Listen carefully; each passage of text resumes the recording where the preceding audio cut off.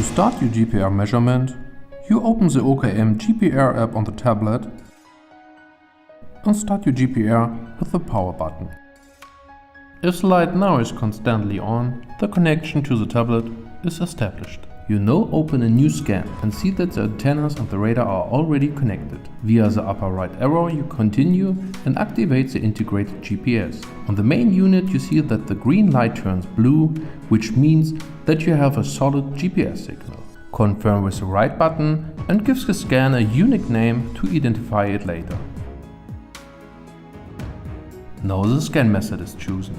In this case, the 3D scan. Then the scan mode. Now choose between zigzag or parallel mode. And then determine the penetration depth. Here low profile.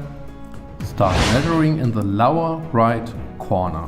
In the parallel mode you set the first line and start the next track parallel to each other. When you imagine your scan field, start the first lane by pressing the trigger button on the main unit. Now start to walk your lane slowly.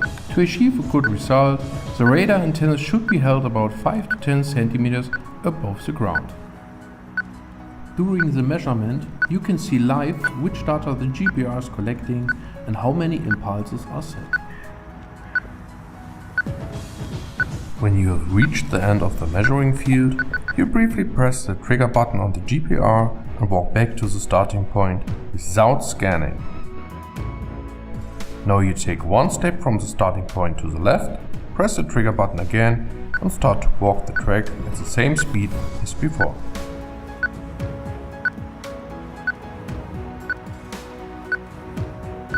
On the split screen, you can see the distance still to be walked until the end of the track. Since you have set the distance in the first lane by number of impulses and your own walking speed, the radar will automatically give a final signal when you reach the end of the line.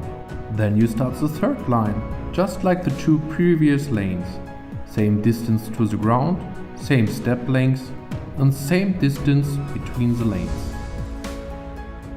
You can walk any number of tracks. Your GPR will stop you each time.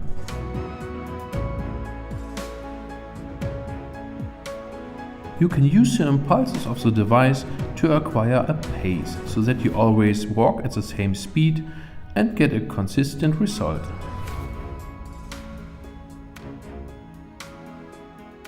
The fourth scan line is finished by clicking on the small X. Save the scan by clicking on the check mark.